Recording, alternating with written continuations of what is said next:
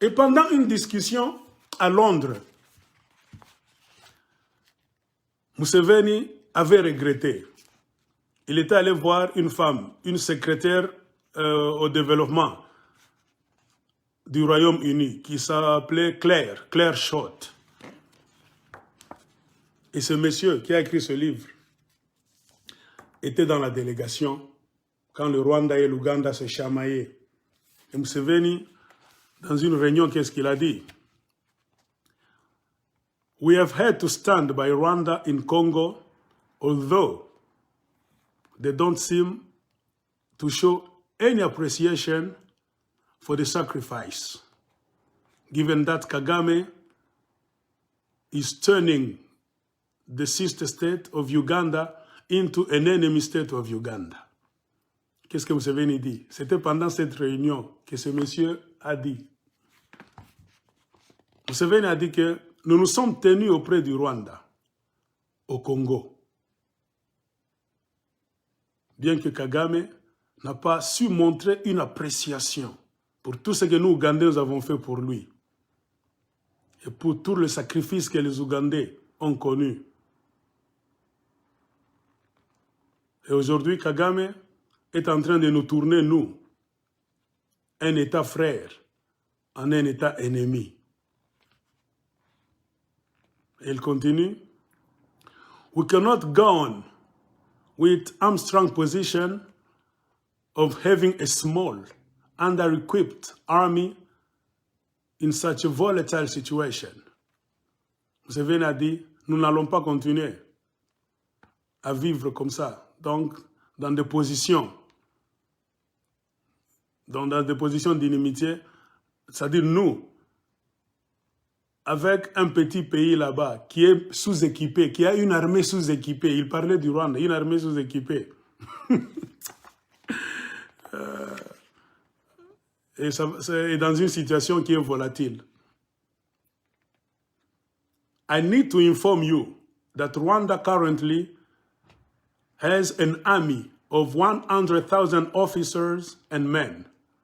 They maintain this big army by apparently not paying wages for soldiers in Congo. It's possibly this level of manpower that gives them the arrogance to think that they can interfere in the internal affairs of Uganda.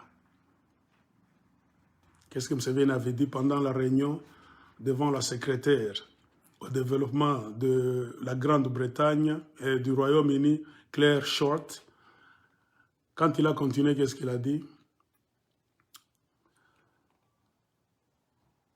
Je voudrais vous informer que le Rwanda est en train d'entretenir pour l'instant une armée de 100 000 officiers et hommes.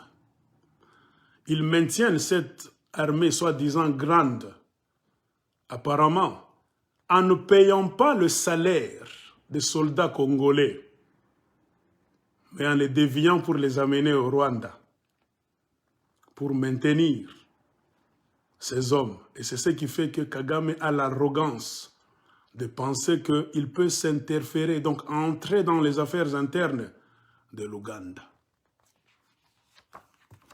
Vous voyez,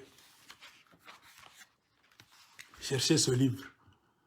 Kagame's Killing Field, lisez à la page 62.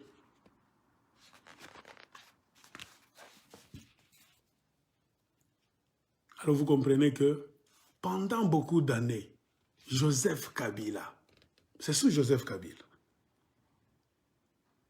on prend le salaire de nos militaires, c'est écrit en anglais, facile, easy English. Joseph Kabila, que certains Congolais applaudissent nuit et jour. Il était en coulisses avec Kagame. Kabila se cachait, il ne voulait pas se faire voir avec Kagame chaque fois, comme Félix Tshilombo. Mais en coulisses, Kabila prenait le salaire des militaires congolais pour aller les payer aux militaires rwandais. Et Museveni, Azam Master Akati, il sait tout. Il est allé le dire en Grande-Bretagne que si Kagame devient très têtu, il est en train d'entretenir une armée de 100 000 personnes. Et il pense qu'il peut maintenant s'ingérer dans les affaires internes de n'importe quel pays de l'Ouganda. Moi, Museveni, je le sais.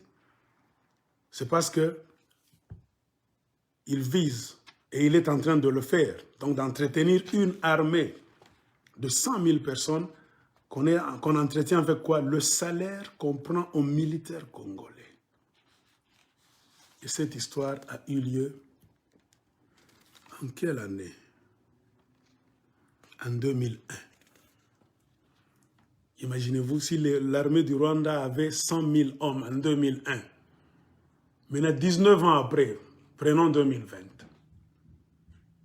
Donc pendant toutes ces années que vous envoyez vos filles et vos fils au front dans l'est du Congo, on est en train de les égorger. Mais nous sommes là, nous tous les Congolais, en train de nous étonner.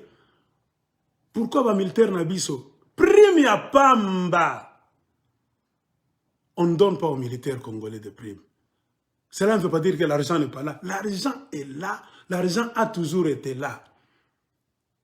C'est-à-dire, pendant le règne de Joseph Kabila, on transportait les caisses, le mal du salaire des Congolais pour aller les payer aux Rwandais pour qu'ils entrent convenablement et égorger les Congolais.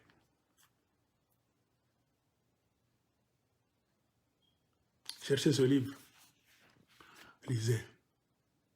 Et c'est dans ce livre où Kagame, on a mis à nu beaucoup de stratégies de Kagame.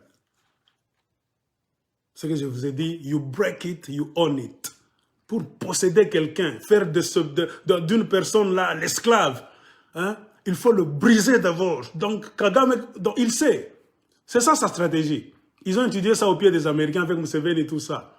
C'est-à-dire entrer d'abord dans le pays, tabasser ces gens-là, tuez-les. Vous allez les posséder.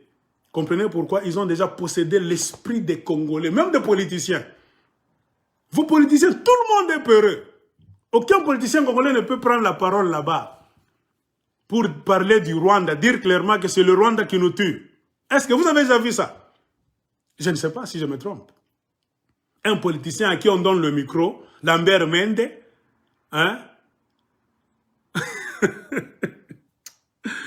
Tous les gens qui ont travaillé avec Kabila. Vous connaissez leur nom. Quelqu'un qui prend le micro qui dit non, nous ne voyons que cette guerre a duré parce que l'ennemi c'est le Rwanda. C'est Kagame qui est en train de faire tout ça. Vous connaissez la source du problème. C'est le Rwanda. C'est l'Ouganda. Mais pourquoi vous avez l'eau dans la bouche? C'est là où se trouve le problème. Si vous ne parlez pas, c'est-à-dire on vous a déjà donné quelque chose. Qu'est-ce que vous avez mangé au Rwanda ou bien en Ouganda qui fait que vous êtes devenu trop muet? La bouche est collée même quand on est en train de tuer vos filles et fils. Posons la question à nos politiciens. Et ils font la politique des idiots en nous faisant tourner. Faire tourner les Congolais.